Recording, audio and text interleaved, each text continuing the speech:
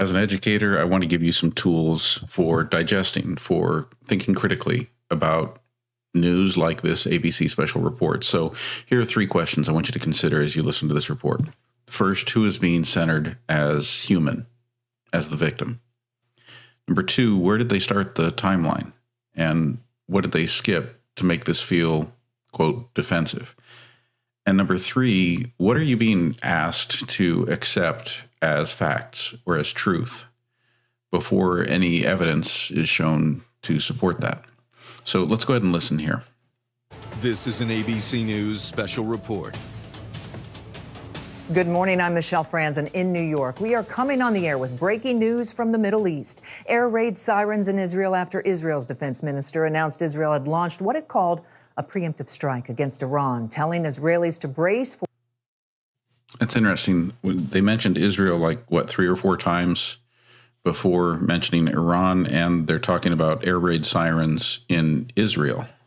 For a likely drone and missile attack and declaring a state of emergency across Israel. Let's go straight. Okay, so the emergency and the concerns about attack are in Israel.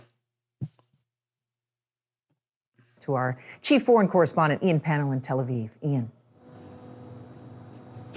Yeah, we now understand that actually this was a joint action by Israel and the United States, saying that they had launched this attack. They're described as not small scale, and that's according to a U.S. official. President Trump on Truth Social just now posting a. Okay, so we're hearing from the correspondent who is reporting from Israel, and I want you to notice the screen framing. This was a joint action there's Tel by Aviv Israel in the background and the United States as Ian is reporting. They had launched this and now attack. I just want you to notice the framing here. So notice how he's being framed side by side with footage of the U.S. and Israeli attacks in Iran. So the smoke you see billowing up next to him in the frame with him, it's not in Israel, it's in Iran. All right, let's keep going. They're described as not small scale, and that's according to a U.S. official. President Trump on Truth Social just now posting a video explaining why this is happening, saying that the United States was in imminent danger from Iran, talking about Iran's nuclear. Okay, so the United States, they're saying, they're repeating what Trump is saying, that the United States is in danger of imminent attack by Iran.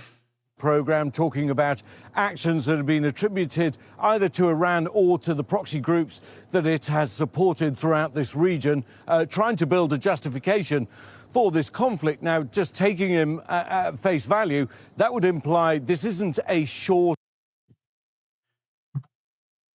So again, the questions I started this with were, who is being centered as the human victim right now? Who is being kept abstract? I would suggest questions like, how many times have you heard Israel mentioned? How many times have you heard the U.S. mentioned? How many times have you heard Iran mentioned?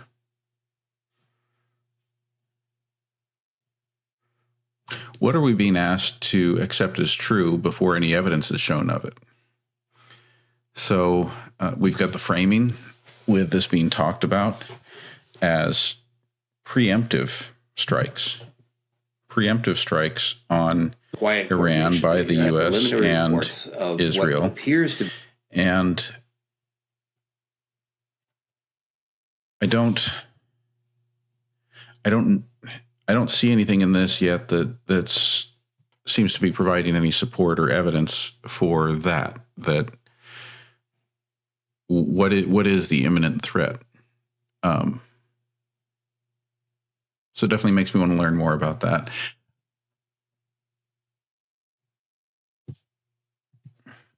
As an educator, I struggle to just let things like this pass without just encouraging some critical thinking and taking a hard look at what we're being told. And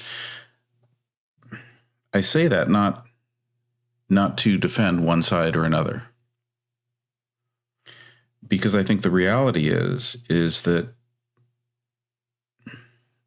when we allow things to be skewed, to be framed in a certain way, to stray from facts, critical thinking, then the harm is not just one-sided. I think that the citizens of a country who is being allowed to misrepresent the truth and the facts are harmed when their country is allowed to do that. Just like the citizens of a country that country causes harm in can be harmed. In other words, the harm is universal. It is important, and it is a responsibility of all of us to make sure that when we see things like a special report popping up on our screen,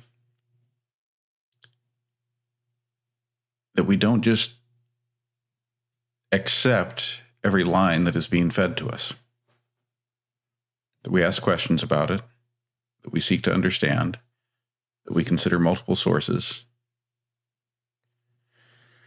And like you've heard from me before, to me, I think it's critically important that we all stay firmly grounded in humanism, in making the case for, in protecting, in looking out for the needs of human beings, hoping to make our world a place where human beings are able to live and thrive and grow and be well. So